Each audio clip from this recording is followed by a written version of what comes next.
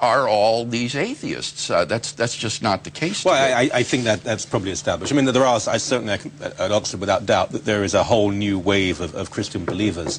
Equally, there are some extremely vocal anti-Christian believers.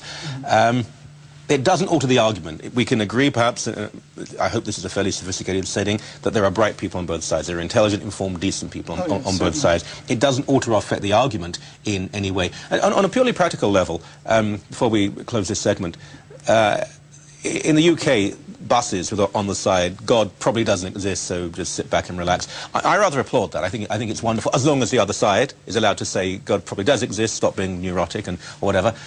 But freedom of expression surely is a fundamental of any open civilized debate. Absolutely. I think we can all agree on that. What I would disagree with is the implication of the slogan that the existence of God is a trivial question that needn't bother you. Forget about it, go ahead and enjoy your life. I think that's extremely naive. When you read the writings of atheists themselves, Friedrich Nietzsche, Bertrand Russell, Jean-Paul Sartre, they recognized that the conclusion of atheism was an agonizing conclusion that meant that ultimately life was without meaning, value, purpose. Sure. I really would... I don't think I could disagree with you more. I think you've got it basically exactly wrong. Especially out of someone like Jean-Paul Sartre, right? And I'd like to just ask you exactly where you think this despair out of Sartre's work is coming from. Like, could you quote a piece of literature? Right. Let's break, then come back and straight to that, and give you some more time as well. In a few moments on the Michael Coren Show. Okay.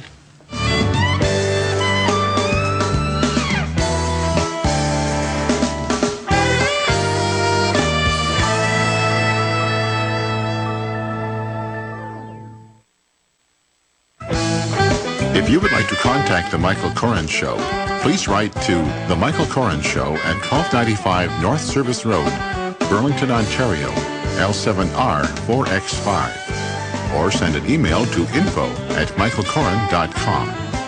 If you would like to know more about CTS TV, we invite you to visit our website at ctstv.com.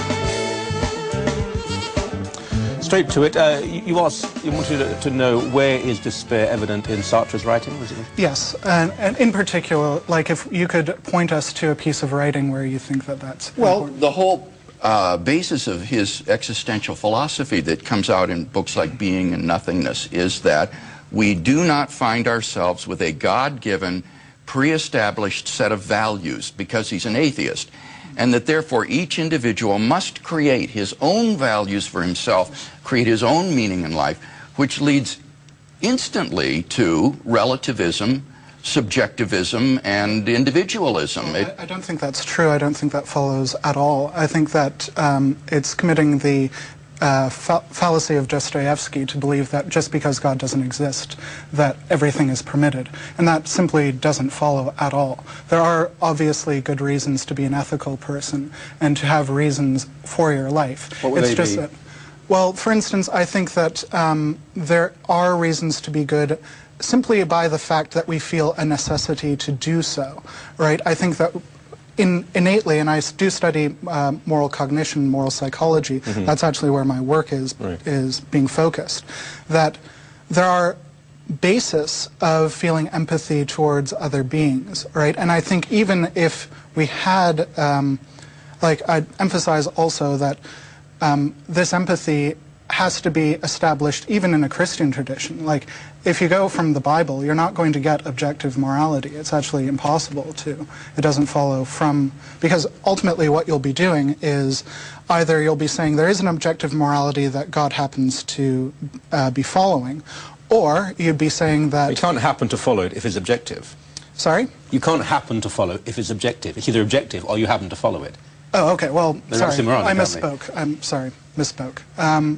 Or you're given the position that morality is whatever God says it is, in which case that's not objective, that's simply an ad hoc reasoning about morality. I think that's actually... It may be arbitrary, but it can also be objective. Why then, if I could get away with it, why could I not steal your wallet? Well, I think that there are good reasons why you wouldn't want to steal my wallet. First of all, because I'd probably punch you in the face. Well, if I can get that's only Practical reason. I'm much bigger than you. No, but if I can get away with it, if I can steal your wallet, you don't know, I will never be caught. Why shouldn't I do it? Well, I think because we have, it really comes down to an important question that, unfortunately, I don't think we have time to get into. A couple of minutes. Okay, well, it's an important question of what is the nature of morality in the beginning. And I think it's a set of theoretical imperatives, right, that we have to think out and rationally think out the consequences of our actions, right? Michael, So I think who issues these imperatives?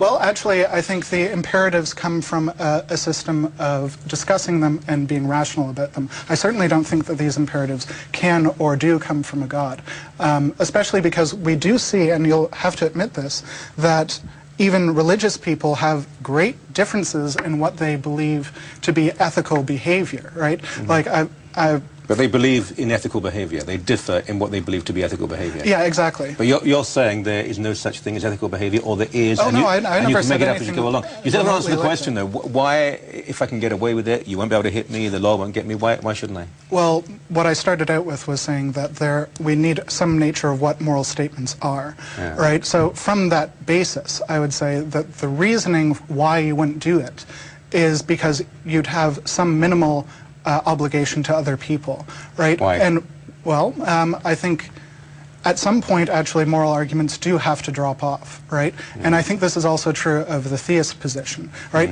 It's actually a logical fallacy to think that something is wrong just because I'll get beat up if I say so, or if I do it differently than the bully says. It's a self-preservation argument, isn't it? Yeah, well, that's ultimately what I often feel theological ethics come out of, is this ultimate fear of hell and of eternity. We're out of time. By the way, I would recommend, though, you look at Sartre and de Beauvoir's justification of their lack of resistance to the Nazis in France. Whereas Christians who failed admit they failed, de Beauvoir and Sartre say, we didn't fail. Where's the logical rationale behind having to resist evil? Well, I think... Anyway, I wish we had more time.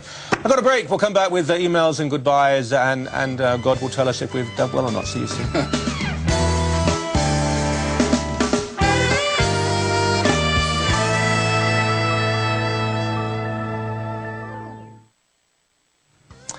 Kelly Donovan, Ottawa, Ontario. Michael, I really don't know why you continue to insist David Menzies hold back his thoughts. What?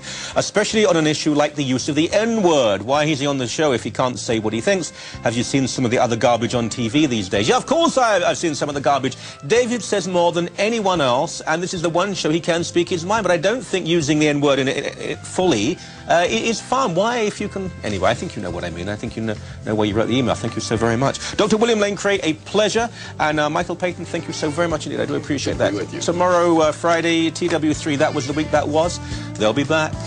Until then, take care. God bless, and goodbye.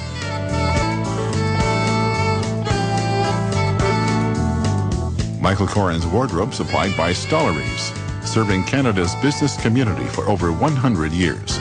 Stollery's at Bloor & Young.